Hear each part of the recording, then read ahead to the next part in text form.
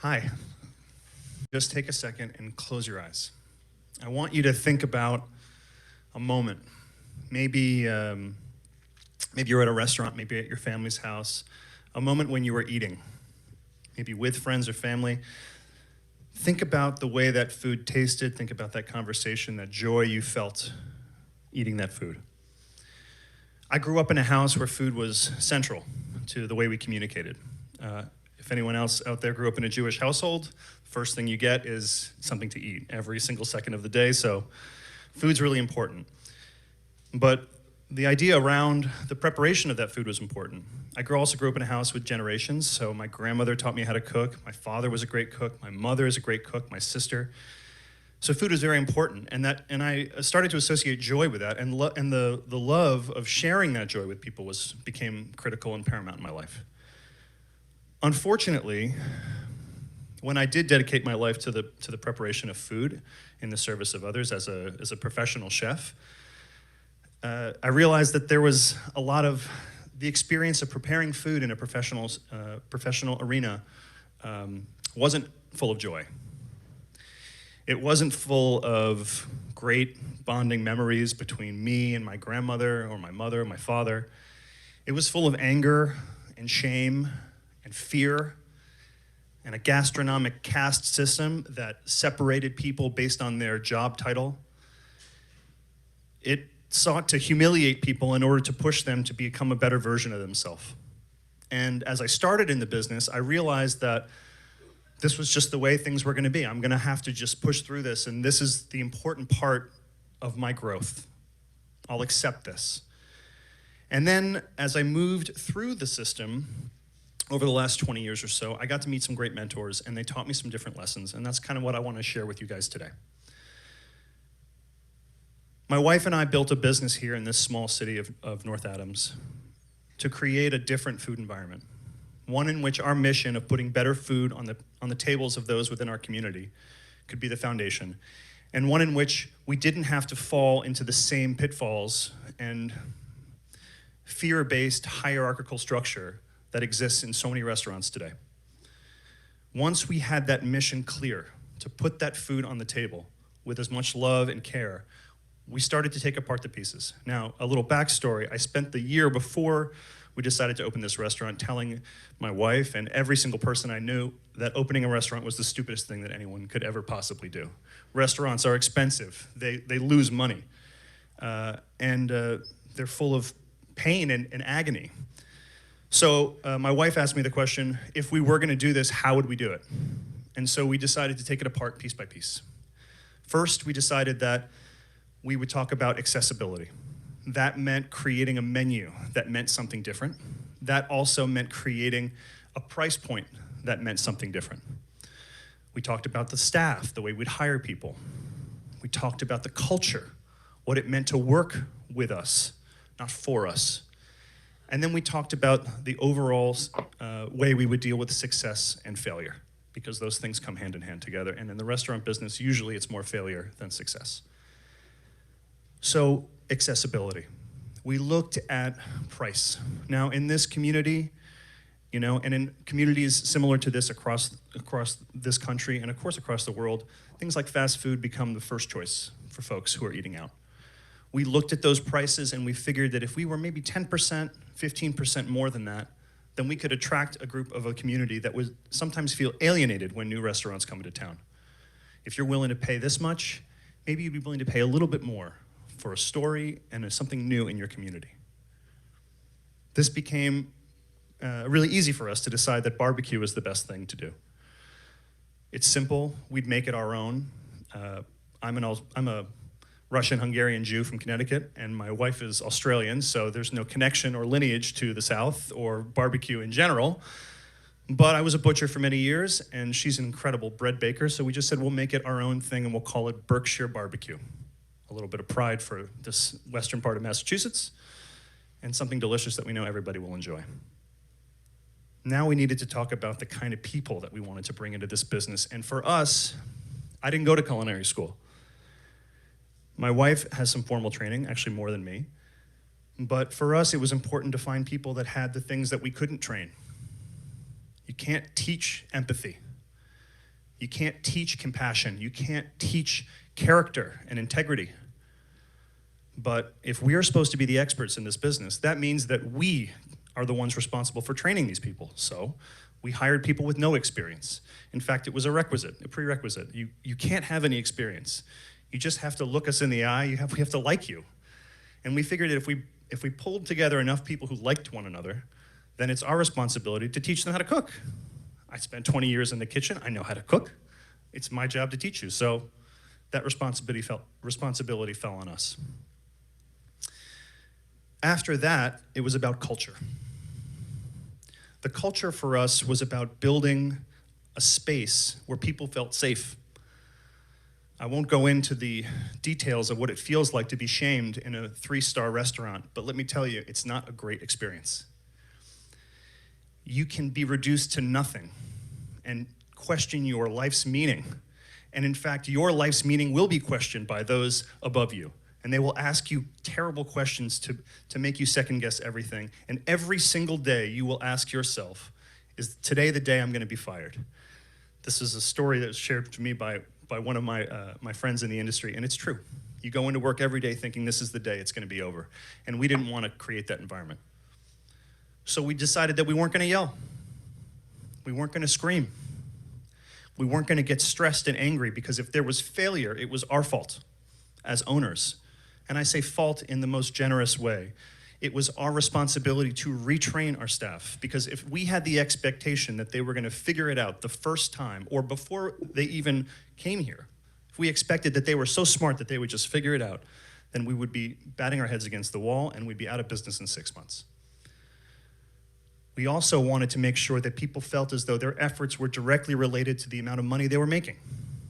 So instead of creating a separation between the front of house and the back of house, a separation that usually breeds a lot of animosity in the food business, we decided that everyone was gonna get paid more or less the same amount, and that all of the effort was gonna be split between everybody, because we didn't hire positions, we hired people. And their contribution, whether it was washing a dish one moment, helping a customer, prepping vegetables, making a sandwich, they were all important to the contribution of the success of the business together. And maybe this was a little bit sort of a new concept for restaurants, but it just made sense to us. When we went to eat at a restaurant, maybe the waiter was bringing the food over, but the glass needed to be clean, the plate needed to be clean, the restaurant needed to be clean, you know, the vegetables were prepared with care, and there's an unfairness that breeds hate and anger that the chefs aren't even responsible for. By separating people in such difficult categories, it makes it impossible for a team to work together. Then we talked about the space. What is it about restaurants that are expensive?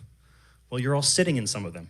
Chairs, tables, glasses, flatware, plates. We said we'll get rid of all that. In fact, no seating in the restaurant at all.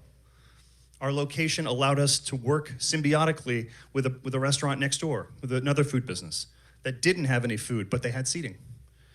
So we took advantage of the opportunity that was in front of us, and we allowed ourselves to say, we're gonna say no to this, and we're gonna see what happens, because we're gonna own what we do, and we're gonna train our people to be excited about saying no. What was interesting is that it allowed us to communicate with each guest one at a time.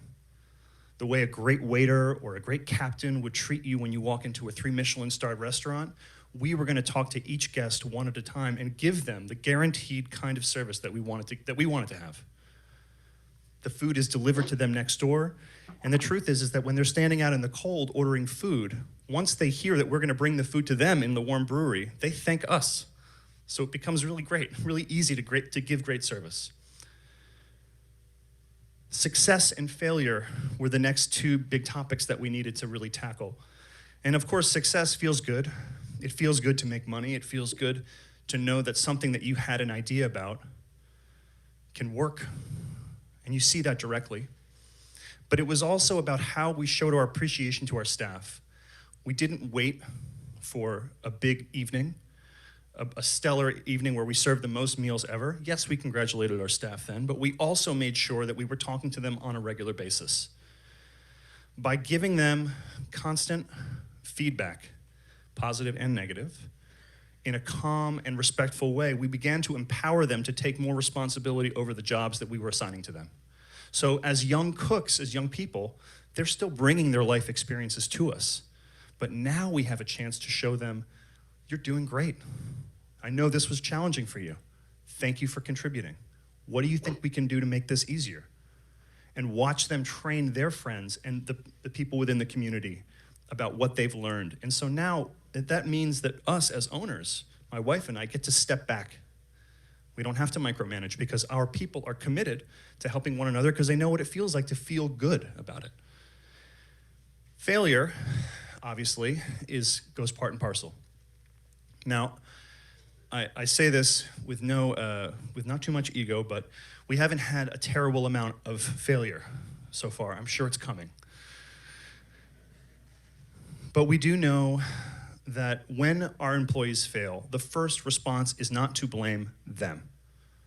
The first response is to look at the situation. One, was everybody clear about the vision that we had to make this restaurant great, to serve this meal? Two, did everybody understand the work that was required and expected after we've trained? Three, did everyone understand and communicate with each other about the help that they possibly needed? And four, what are we going to do about it afterwards? This kind of talk allowed us to be calm when we approached failure, when something wasn't cleaned the way it was supposed to be cleaned, when something wasn't cut or served the way it was supposed to be. This gave us a chance to say to them, okay, let's take a step back, let's assess, and they don't feel beaten down. And I know that it can sound like we are not communicating our issue, but you'd be surprised at what level of pride people take when they know that their failure does not mean the end of their career. It means that they're growing, and you're willing to invest in their growth. Now, this is all great talk, but I have a story to share that kind of sums up a moment that we experienced recently. And I think it brings it back to the idea of what it means to build this kind of restaurant family. A few weeks ago, we had to let some people go. Now, if we talk about failure, that was our responsibility. We didn't have a plan going into the winter, and unfortunately, we were a little bit too hopeful that we were going to keep making enough money to support these people, but we just couldn't. We had to make a decision. And because we're the owners of this business, we felt as though it fell on us to decide. This is our job to do this. This is the dirty work that we signed up for, and we had the conversations that needed to be had. It was not easy, and it was not a short conversation. We thought long and hard about it. How are we going to make this work? So we had the conversation with those people, and a couple days later, one of our team members came up to me in the office and pulled me aside and said, I needed a couple days to cool down. I was really upset. And I speak for the rest of the team here because we're all angry at you. Because if you had come to us with this request, this need, this emergency, all of us would have given up a day to keep these guys on the team. We all would have made a sacrifice for the greater good of the business. For me, the first feeling I felt was embarrassment. I was humiliated, horrified. I felt so sad that I had done something so foolish to not think to include these team members, these family members in this kind of decision. And then I kind of felt proud. I felt like this was what we wanted to do. And right on cue, this team member said, if you talk about building this kind of business where we're all family, then you have to include us in these decisions because we're all willing to put up or shut up. We're all willing to be here for the greater good of this business. And so when I think about what I wanted, what my wife and I wanted, what this business means to us, the idea of being in service of others, that's really what restaurants are. They're about giving a piece of yourself, a memory, a dish, to someone else, a stranger, and then building an experience around that table. We wanted this, and we built it. And so far, it's been good. And I'm sure we'll have our troubles. But it provokes a bigger question, which is, what is the future of this industry?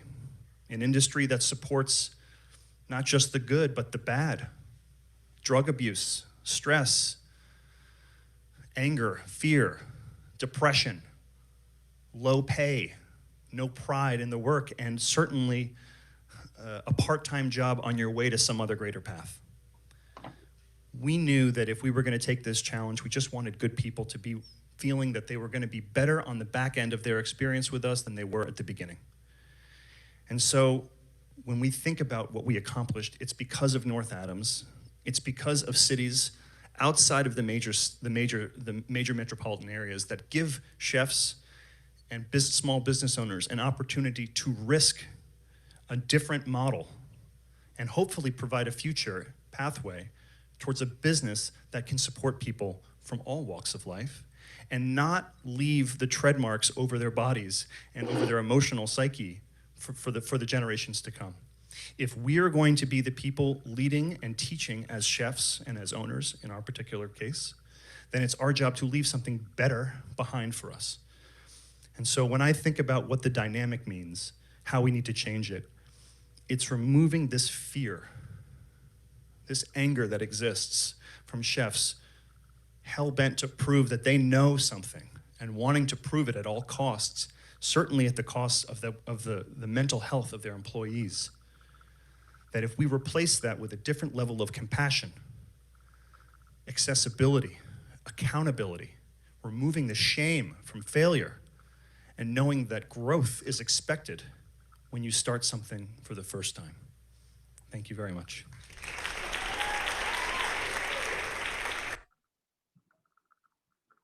All right. I hope you got a lot out of that video.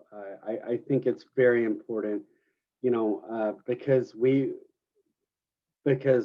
I was started in the industry, it was a, you know, I mean, they'll beat you down. They'll tell you how horrible your food is. They'll, you know, I mean, they just break you down, and that is not a good way of doing it. I think trying to, you know, find ways of how to communicate properly and all of that, and that kind of goes with everything that we kind of talked about this whole week. So I think that's very important. In being a supervisor and counseling, you know, individuals is so important as well.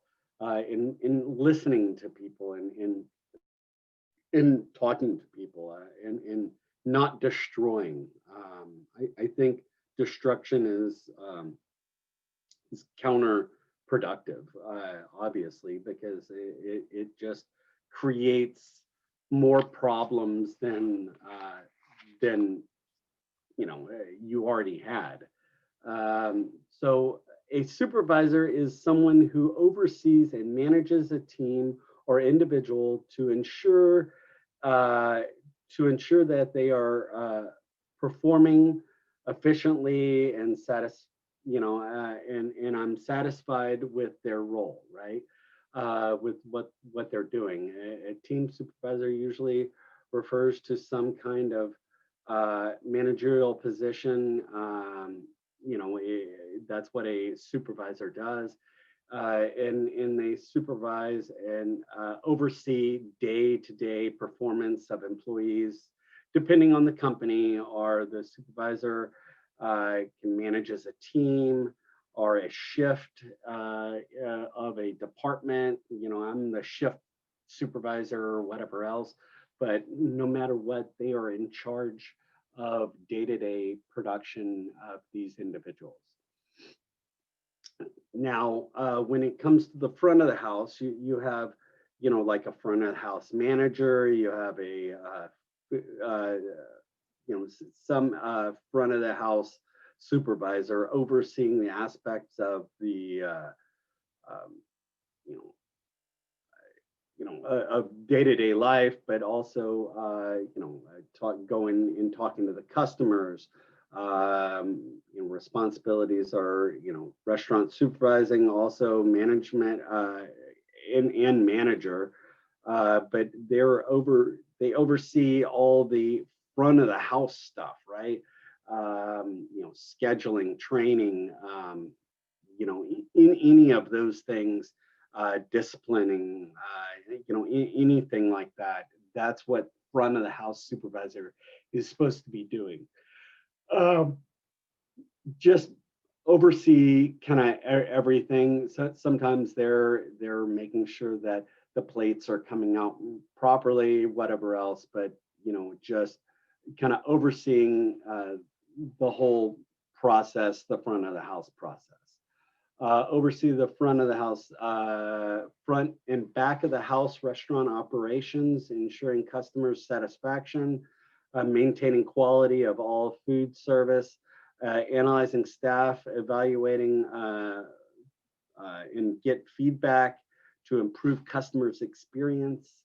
Um, let's see, project future needs like for kitchen supplies, cleaning supplies, ordering, even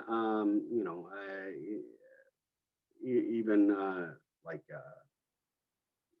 utensils and any of that sort of stuff.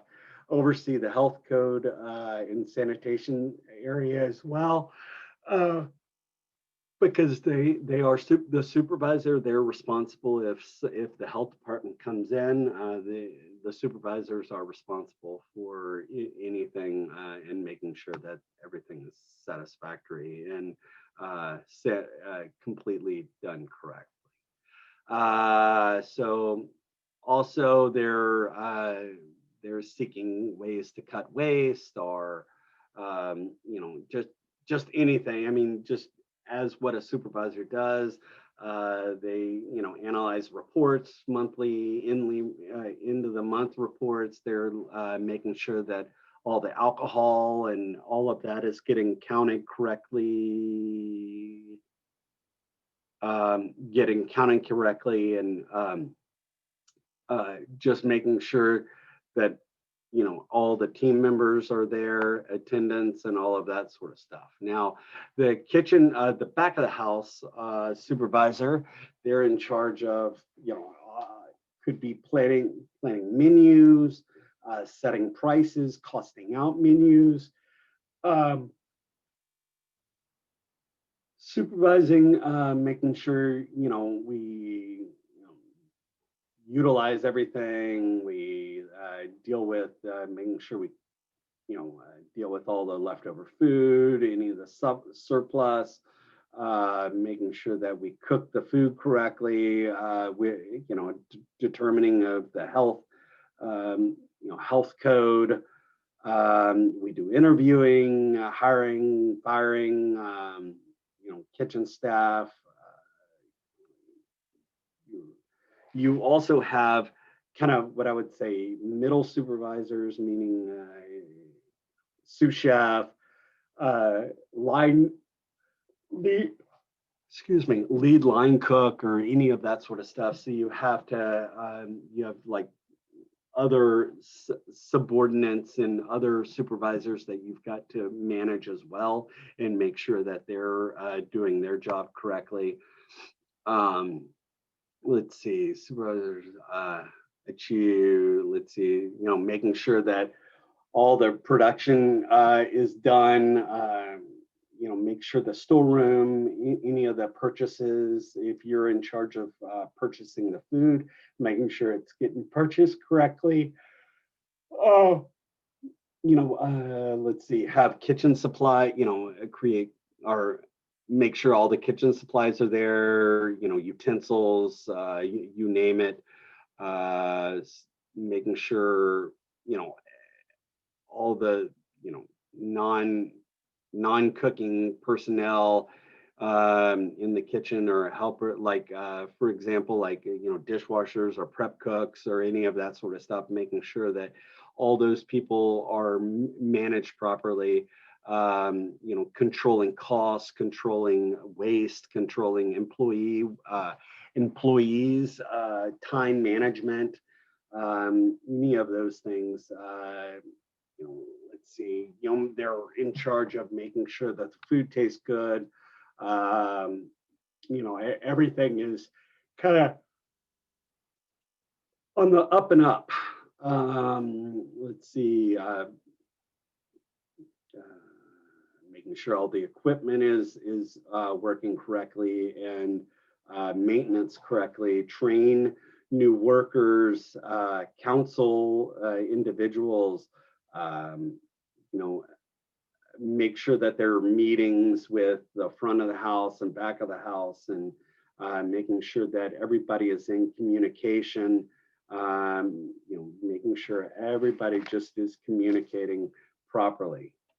Let's see, restaurant supervisors. At some point, the restaurant supervisor is going to run into an employee who is just not performing up to their expectations. Okay.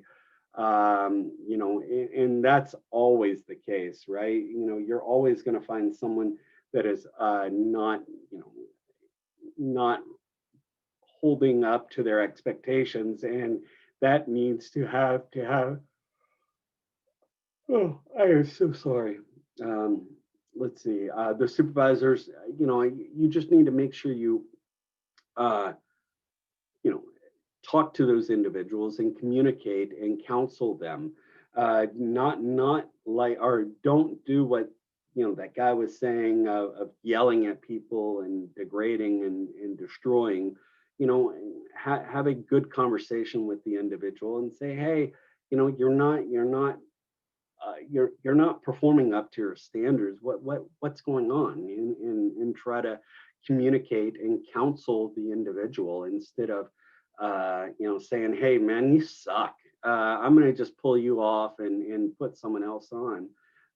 Maybe try to find out what the root of the problem is instead of doing a knee-jerk reaction of hey, you're off the line, or or you're I'm going to send you home, or whatever else, because maybe they're just not performing up to their standard. Maybe there's a good reason why. You just need to find out what's going on, um, and make sure that you deal with the problem directly, but you need to find out exactly what it is that person, why they're not performing up to their standards. And it could be just something simple as they're just having a bad day, they didn't sleep well, they whatever else, they feel sick. Just you need to talk to them. Discipline in the workplace is our discipline in the workplace is one of those things where I feel like you've got to manage that, and discipline is very difficult sometimes because of you're telling someone that they did something wrong, right? And um, you've got to deal with that in a proper way. You've got to make sure that you are in a good setting. You never want to discipline anybody in front of the customers or in front of individuals. You want to pull them in the very back and discipline that way. But you can but you're correcting behavior, problem behaviors, right? That's the issue.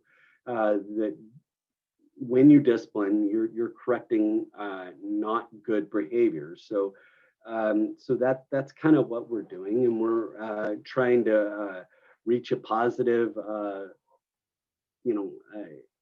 positive kind of ending. So we're trying to make sure that this works out, that I approach the situation properly.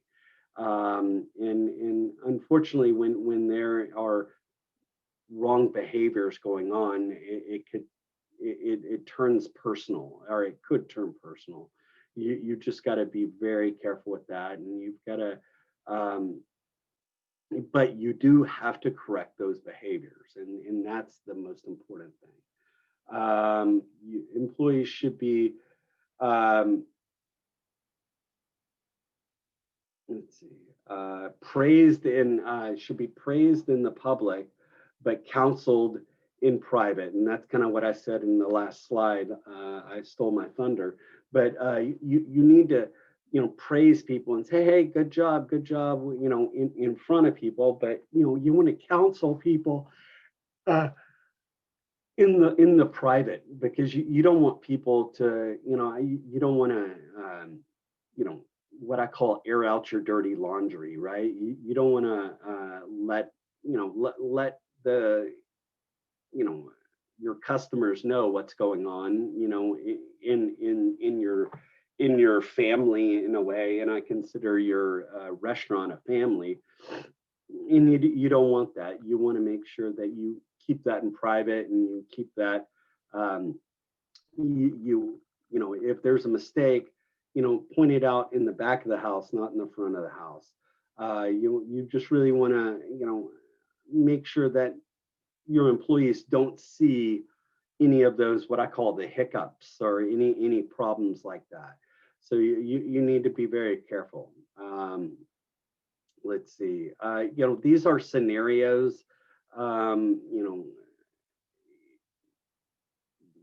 will someone read some of these scenarios for me? Sure. Wait, can you Okay. hear me? Yes, I That's can. okay, cool. Restaurant supervision. Create a supportive atmosphere. Jimmy, you're doing great in most areas, but some things come up that concerned me. Identify the problem. I need to talk to you about clocking out improperly. It's causing a problem because.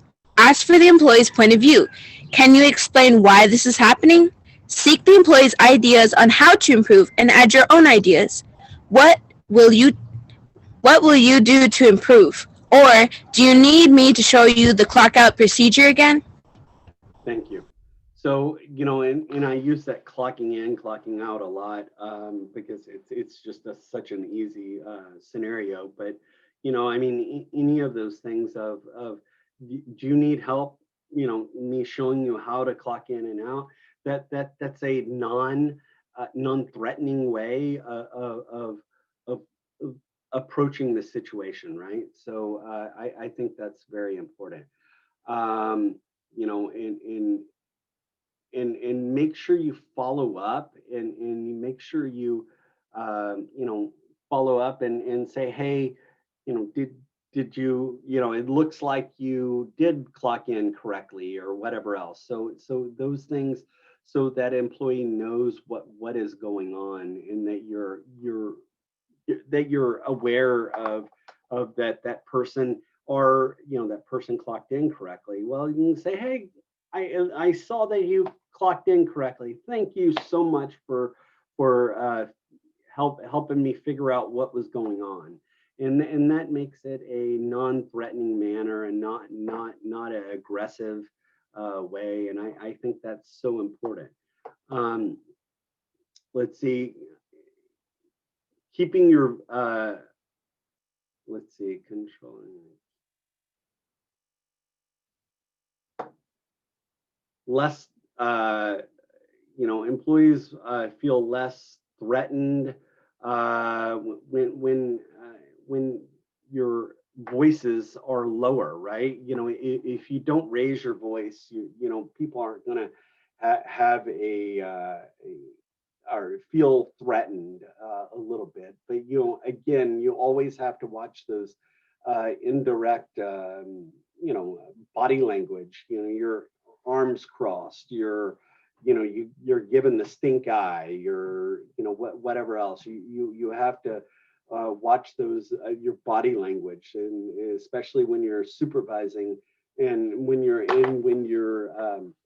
counseling, because if you're when you're counseling someone, and they're already kind of spun up a little bit, any sort of you know body language could cause more problems. So you really have to manage that appropriately, and counsel them, keep your voice monotone, manage it, and just ask questions, but only talk about, if you're counseling or if someone's having a problem, focus in on the problem, not focus in on other things. Just say, hey, the problem is that you came in late. What could we do to ensure, what was the reason why you came in late, and try to, well, chef, the reason why I was late is because the my car didn't start and I had to catch the bus, and whatever else. And then, if I knew that, well, her car didn't start and she had to catch the bus, well, that was kind of a one-off, right? She has a car, she usually has, so why get worked up over something that's what I would consider just a it's not going to happen on a regular basis, right?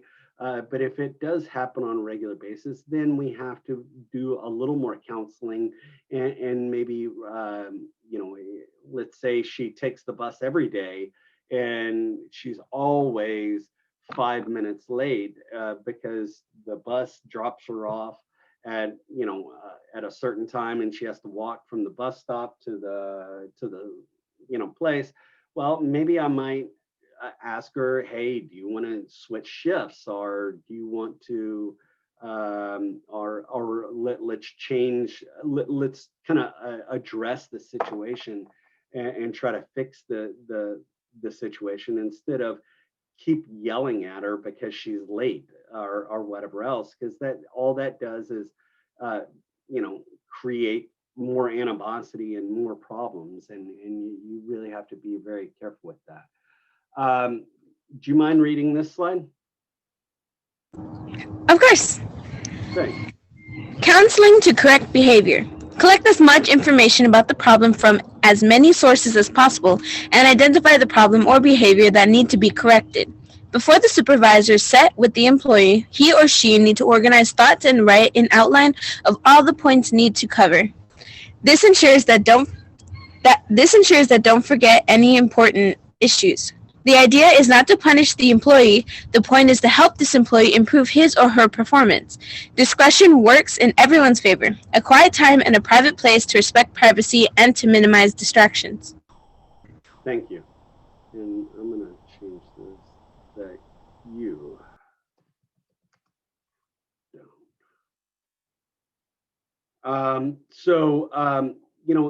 that's so important, writing stuff down, making sure that you have things written down, so you can have your thoughts together. I think that is so important before you start to counsel in anybody, because first of all, they're you could easily get off topic, right? And you could get on to a different thing, what I call the shiny object syndrome, kind of like was it Dory on Nemo, shiny object, she just kind of, ooh, something, and just kind of move on, or whatever else, kind of a deal of you need to make sure you have a clear idea of what you're doing, so where you stay on course instead of veering off into a different direction, right? Um, you know, uh, it's so important to have an outline, so where you can kind of just keep on the bullets and keep to the problem instead of going to other problems or whatever else. So a good, making sure you have that before you do it, and have a quiet place and have a private place. Now, when I say private, I no matter what, if I'm talking to students, if I'm talking to my employees or whatever else, I always will leave my door open, of the office, or have it in an area where maybe my sous chef or a manager is somewhere kind of around, because I don't want to have the he said, she said, or she said, he said type of deal, where because I am disciplining, right? And discipline can be personal, and people might take it personal, and they might say things that I did or said, or take it out of context, and it is a good idea to maybe have a third party. Usually, when I discipline or when I'm counseling somebody, I usually will do it when my sous chef or when another instructor is in the room or something like that. I usually tell them, hey, I just want you sitting in here. I don't want you saying anything. I just need you to be my witness of listening to what's going on. And I think that is so important, making sure you have someone in there that is, that could hear both sides. And so if there's a problem, we can deal with that. Hold on a second. Okay. Do you mind reading this one as well? Yes, of course. Counseling to correct behavior. The supervisor needs to be sure he or she understands the impact the behavior has on the business and why it's important to change. Ask the employee the action steps he or she can take to improve. Incorporating those appropriate ideas will increase the likelihood of compliance. Wrap the meeting with the list of the actions to be taken, a timetable for those actions, and of course, the employee's agreement to comply. At the end, explain clearly the consequences of not meeting the goal, and finish with something positive about the employee professional behavior. Thank you. And you want to make sure all of this gets done. The very last thing I think is the most important is finish with something positive, guys. Again, you just beat this person down, kind of. You're right. You just told them that whatever they were doing is wrong, or that all of the behavior was needs to be corrected. Always finish with a positive, and try to take my advice when you're doing any sort of discipline, or when you're having to give someone negative feedback, right? Always start with the positive, give them that negative in the middle, and finish with that positive at the end. It will help you out, and it will make your employee not feel as beaten down, or as like that. And always say the behavior. Don't say you. When you're disciplining someone, don't say like, hey, you did the behavior that was happening. So because if I say you, it turns personal, right? Right, it turns personal. But when I say the behavior is not what I liked, then it's the behavior, it's not you, right? It makes them feel, it's less threatening when you say the behavior was not what I liked. But if I said, hey, I don't like what you did, right then and there, I'm pointing at you, and I say, I don't like what you did. And that's aggressive, what I would consider more aggressive, right? That's more aggressive. If I said, I don't like what kind of behavior you was happening, I'm talking about the behavior. I'm not talking about you. So it makes the employee feel less threatened. So that is something very important as well when you're dealing with that. Try to stay away from you, and blaming it on them.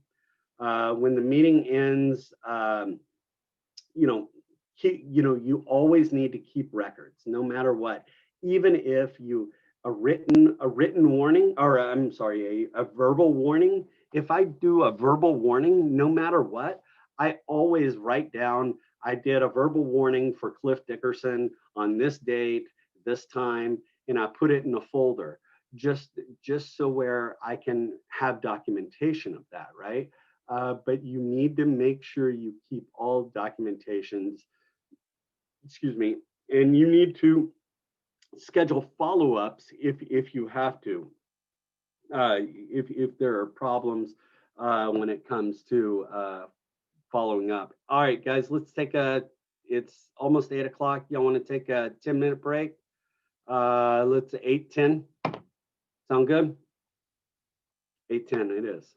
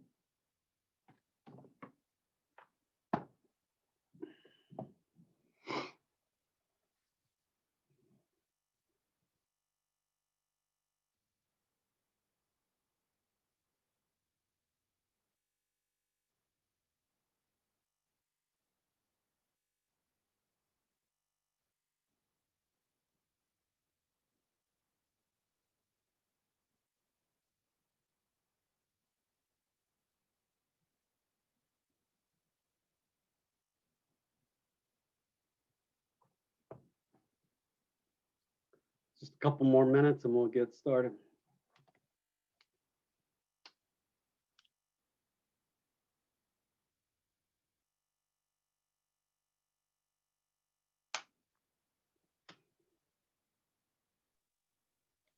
Chef, Yes.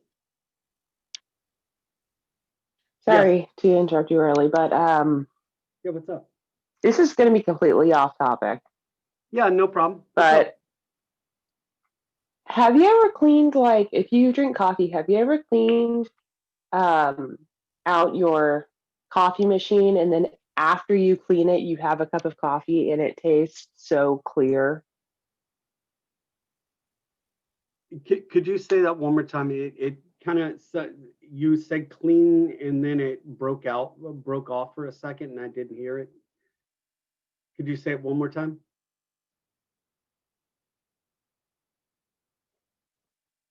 Can you hear me? Yes, I think I just got kicked out of this and then back into class. Oh, okay. What did you say, Chef? Could you say that one more time? I didn't hear. I just all of a sudden I heard if you clean and then it shut out for a minute. Maybe you can't hear me. Okay, I can hear you. Basically, I just cleaned out my coffee machine like a few days ago, but I just love after you clean out a coffee machine how the coffee tastes so. Oh yeah, it's got kind of a clean, crisp flavor. Is that what you're saying?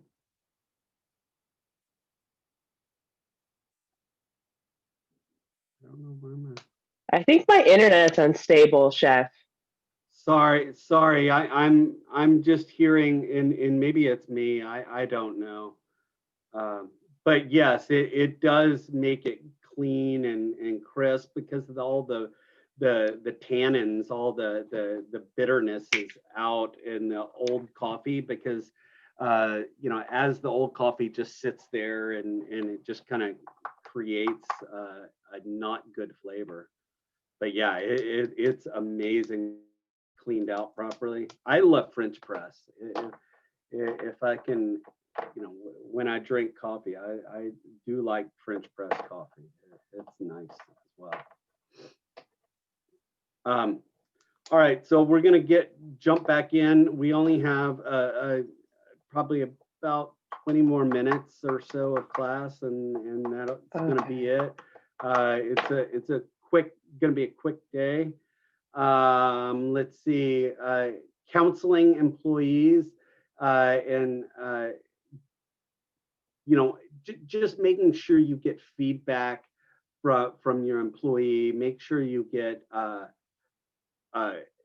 make sure you get as much feedback, and talk, get them to talk to you and try to figure out what is going on, and make sure it's related to the duties at the workplace, right? You want to just make sure that you're kind of supporting the individual, and that is the most important thing, is support that individual. Let's see, giving them a safe place to talk, making sure that you are allowing them to talk, and that's one of my faults is I tend to talk a lot, and I don't. You're really breaking up. Okay. Let me see.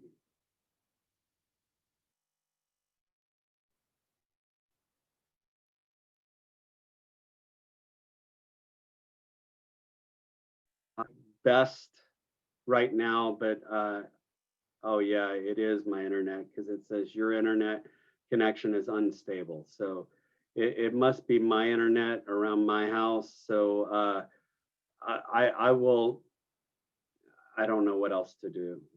So let's just kind of, I'm going to see if I can just kind of push on, and maybe my internet will get better. But making sure that you just give them a safe place to talk. Um, Making sure. Do you mind reading this, since I'm breaking up? I'll read it, yes. Thank you.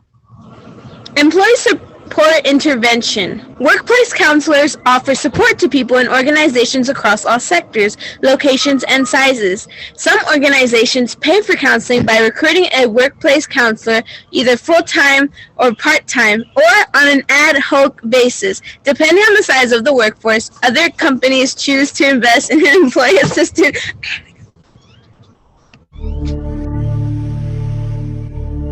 program.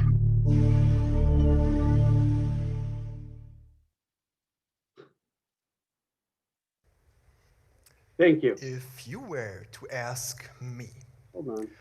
what topic, what force has the greatest influence on us?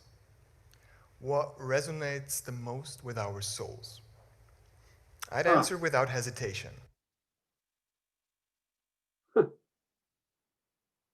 That was weird. That started playing. All right. So calls of disciplinary action in a workplace: excessive tardiness, failure to be at, notification when you're absent or sick, no call, no shows, rude, abusive language, harassing, sexual harassment, in just if you're discriminating or any of that sort of stuff, any sort of, theft, destruction, any sort of, like stealing any money, incorrectly handling money, any of that sort of stuff. When you are disciplined, you need to have, you need first of all, you need a what I would call a handbook, employee handbook. If you don't have an employee handbook with your business, you need to make sure that whatever rules and regulations are written down, whatever it is, because if not, there is no way of saying, well, this person knew this, so I can fire them or get rid of them. You need that to help with you to manage, to help you manage. And whenever if someone messes up and let's say came to work drunk or came to work smelling like alcohol, well, I can pull out the handbook and say, okay, on page 2, on number 5, bullet point number 5 on page 2 says you cannot be consuming or smell or have smell like alcohol or whatever else. You cannot be consuming alcohol. I want to make sure that I write that down because they need to know the rules or regulations that they broke, and that it's in the handbook, black and white, right then and there. So they understand it. And y'all even signed a student handbook, for example, that you can't, and this is more, and this was at school times, that you could not be consuming alcohol or drugs, during on the school property and da da da da da. And so if you were, I can show, okay, this person, okay, here's the handbook. This is the rule that you broke, or the whatever else. So it's clear, concise, and there's no gray area whatsoever. Here's like for the types of, you got first offense, second offense, third offense, fourth offense. Verbal is the first, right? You just get that hand slap. You get your hand slapped a little bit. They just say, hey, please don't do this. This is not right, whatever else. But I usually write it down and put it in the file just so I can remember that I did actually do a verbal warning, because I just because I forget, if it's a month later or whatever else, I need it written down. And then you've got a written warning that you actually, the employee has to sign, and that goes in the file. The third warning, the third one is suspension. And I can suspend you. I can send you home without pay or send you home with pay, depending on what it is. And then the fourth one is dismissal.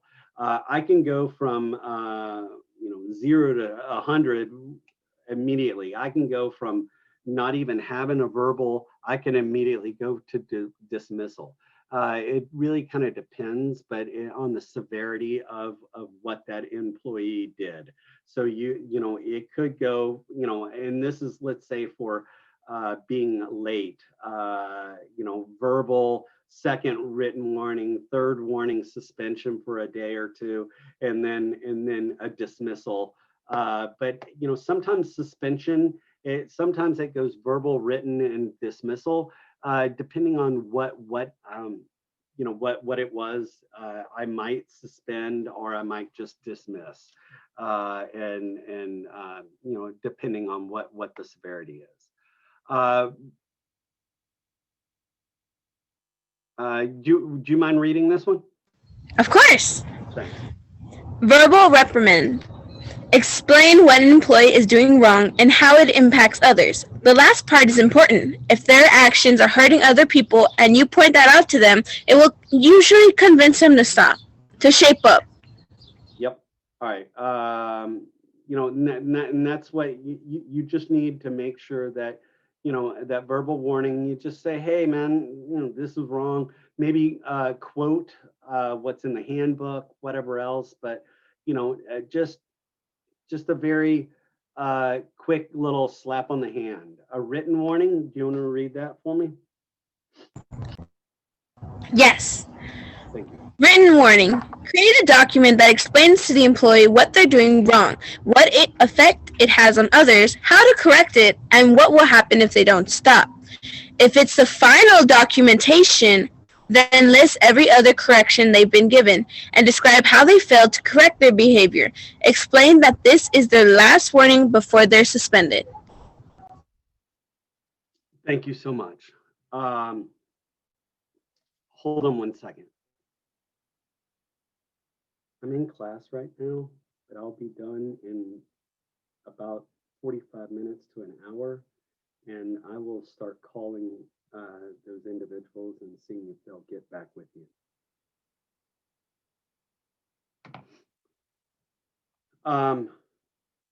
Oh, sorry, I thought I was in mute.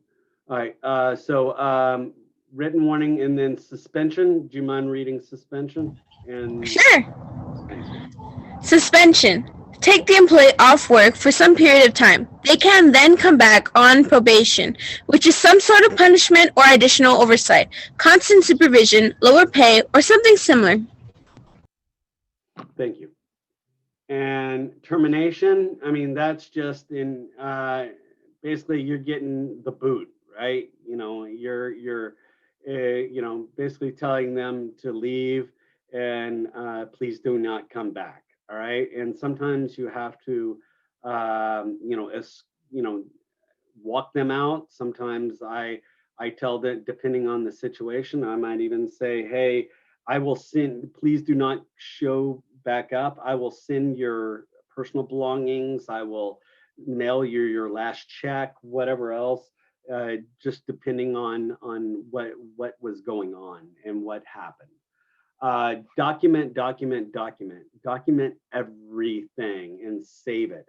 You need to document anything, what happened, how it happened, what went on, any of that sort of stuff, because they could come back and sue you for you know, wrongful termination.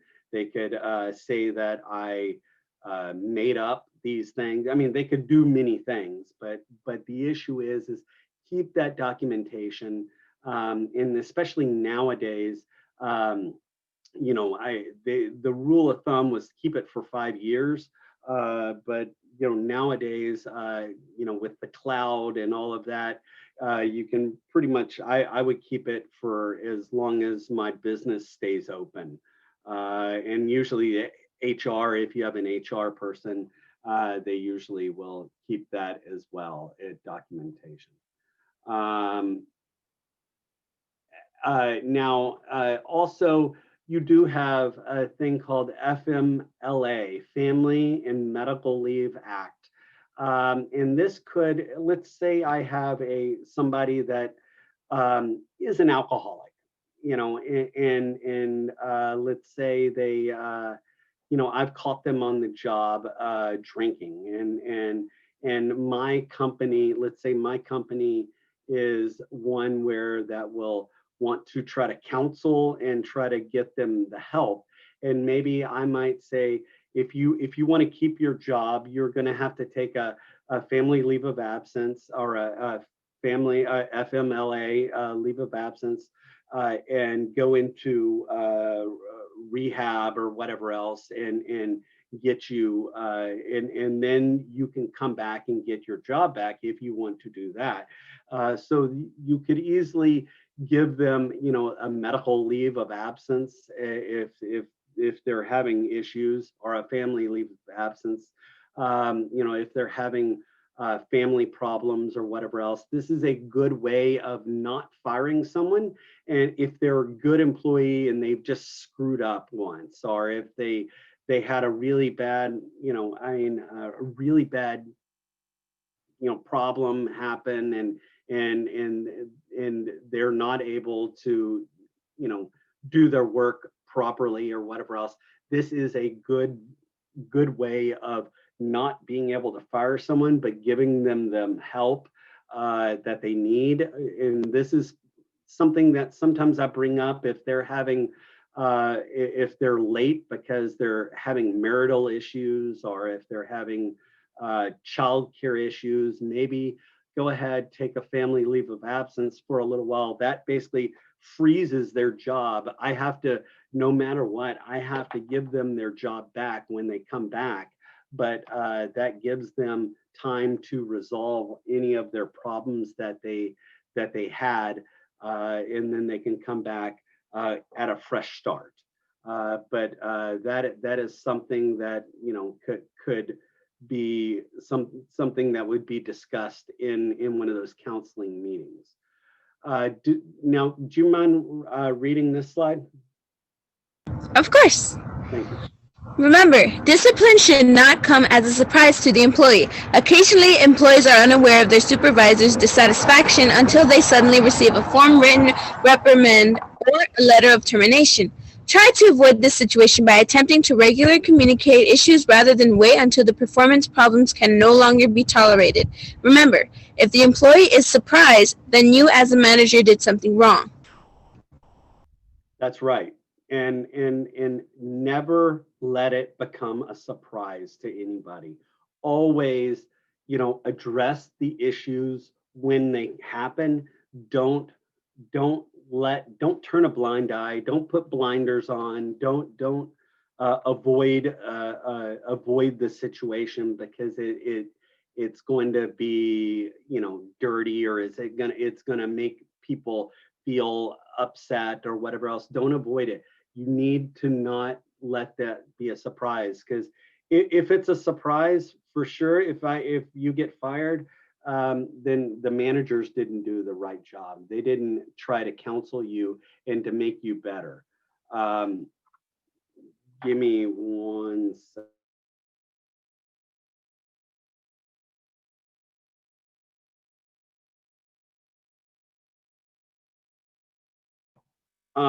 So remember that is something very important. That is it. That is the day. Today is there's only 32 slides. It was quick and easy today. Are there any questions about what we went over? What I need you to have in by Tuesday is a mission statement of your restaurant that you want to, or your business that you're going to want to run. And I need a name of your restaurant or your business that you're going to run. And like that video said, or like that video is saying, he has a vision and a mission. And so you want to make sure that that vision and that mission gets, that the employees and the staff know what your vision is of that restaurant. So that's why that having the mission statement is so important. So with that being said, I hope y'all have a wonderful long weekend. Be safe, be careful. Always wear a mask, wash your hands, and don't drink and drive. All right? Heard, Chef. Bye, guys. Good Y'all weekend. be safe. All right. Y'all Stay have safe a and great take care, weekend. Chef. Do what? Take care and stay safe. Hey, thank you. You as well. Thank Have a you. great weekend, Chef. Hey, y'all as well. Bye, guys.